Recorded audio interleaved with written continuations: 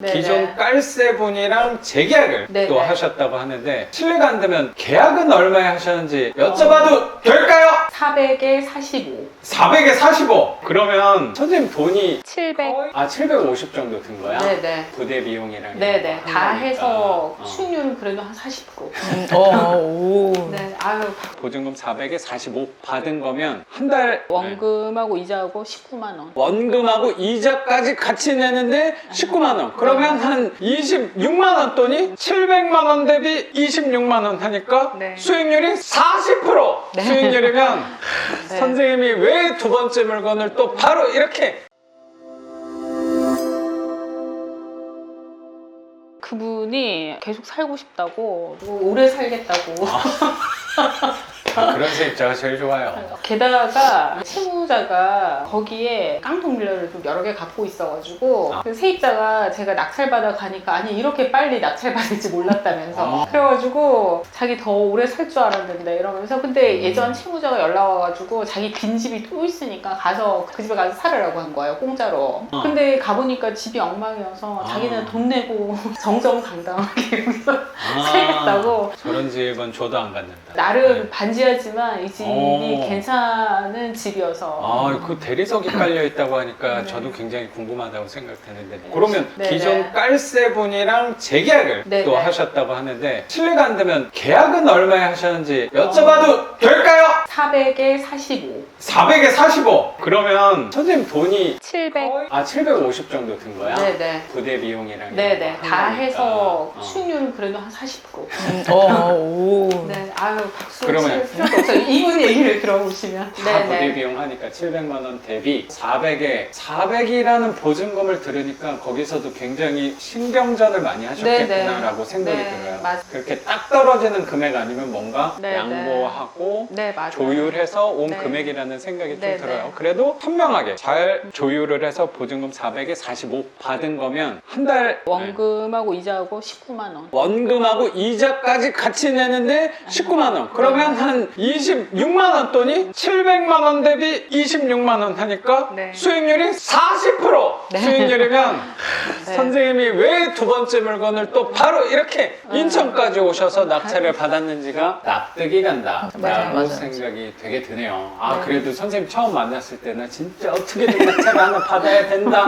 그리고 낙찰이 또 바로 된 건 또 아니었잖아요. 이제 보이지 않는 곳에서 또 네, 폐차를 네. 또 많이 하시다가 반지하 조그만 물건 낙찰 받았을 때 그래도 선생님 살아오셨던 그 계략적으로 들어봤을 때 아, 선생님 클래스랑 너무 안 어울리는 집은 아닐까. 선생님 집답게 너무나도 또 화려한 반지하를 40% 수익률이라면 괄목한 성과가 네. 아닌가라고 생각이 드는 것 같아요. 그 기세를 몰아서 이 네. 집을 낙찰을 받은 거고 요 네, 집 네. 보기 전에 그러면 김사모님 사례도 한번 저희 또 누구보다 말수가 적지 않으신 분이 굉장히 괴로워하시는 것 같아가지고 중간중간 엄청 선생님 참고 있어요.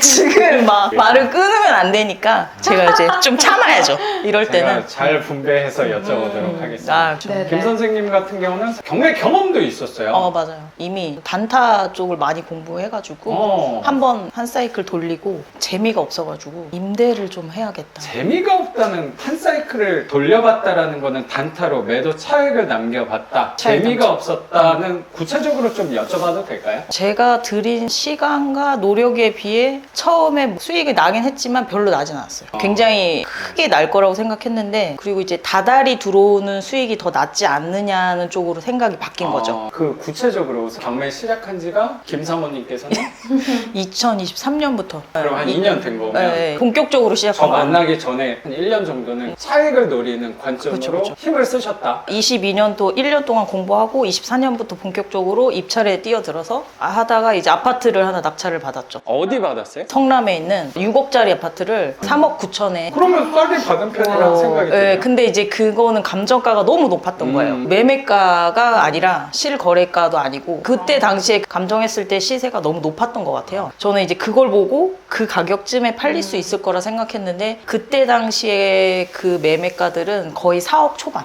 그거 아니면 팔리질 않아가지고 이제 빨리 팔아야겠다는 생각을 가지고 팔아버렸죠. 차액은 한 1,000만 원도 안 되게. 1,000만 원 정도라고 말씀하신 차액이 세금 다 떼고 떼고. 1,000만 원? 네, 맞아요. 그 정도면 아니, 나쁘지 이제- 않은 성과라고 생각하는데 거기에 들인 에너지가 꽤 맞아요. 있었구나라고 생각이 네, 들어요. 엄청난 고생을 했어요. 그 첫 물건에 선생님 에너지에서 고생했다고 하면 거의 엄두가 안 나는 맞아요. 다른 생각이 분들은 드네. 지쳐서 다시는 경매를 안 할 거야라고 할 아. 정도로 거기에 모든 걸 다 쏟았어요. 한 달 동안 매주 쉬는 날마다 거기를 갔고 집이 멀었는데 끝에서 끝이었는데 네. 거기를 이제 매주 2시간씩 멀게 왔다 갔다 하면서 들인 시간과 노력에 비해서 강제 집행까지도 하고 아, 그렇구나. 예, 모든 걸 다 겪은 거죠. 쓰레기 집이어가지고 그분이 나가실 때 다 그냥 몸만 쏙 나가가지고 그 쓰레기도 제 돈으로 또 다 치웠어요. 그러니까 쓰레기집을 경험하셨으니까 개똥집은 뭐요 정도야 뭐 거기서 단련이 많이 돼 계신다. 아 그런 것도 없지 않아 있어요. 예. 그럼요. 저희 동기분들한테 자꾸 이런 얘기를 해줄 수 있는 건 제가 첫 번째 집에서 너무 많은 일을 겪었기 때문에 자연스럽게 이 정도는 가능하다, 괜찮다 말씀해드릴 수 있죠.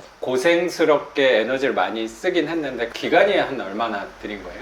낙찰받고 매도까지 하는데 한 5개월 넘게 아, 5개월 너무 정도? 지친 생활을 해가지고 네. 아 이제 이거 못하겠다. 올해는 못하겠구나. 이렇게 해서는 수익이 날 수도 없고 이제 그 다음부터 공부를 해도 단타 물건과 임대 물건은 보는 시각 차이가 너무 다르더라고요. 단타는 잘 팔릴 만한 집을 해야 그렇죠. 되기 때문에 네. 위치나 층수나 뭐 그렇죠. 봐야 되는 에너지들이 더 많아요. 조사할 때 네, 입찰하기 맞아요. 전에. 근데 이제 임대 같은 경우에는 임대는 워낙에 잘 나가요. 그렇죠. 솔직히 그러니까 말하면. 임대는 어디에 있어도 잘 네, 나가는 맞아요. 거라고 생각하고 몇 층에 있어도 이렇게 엘리베이터는 탑층도 두려움 없이 이렇게 낙찰 받아도 반지하에서 또 경험을 하셨으니까 이제 양극단에 있는 거를 네. 경험을 또 탑층까지 맞아요. 경험해 보면 꼭 제가 잘 된다 그걸로 판단할 게 아니고 선생님이 직접 경험해 보고 판단을 할 수 있으실 거라고 저도 생각이 좀 들어요.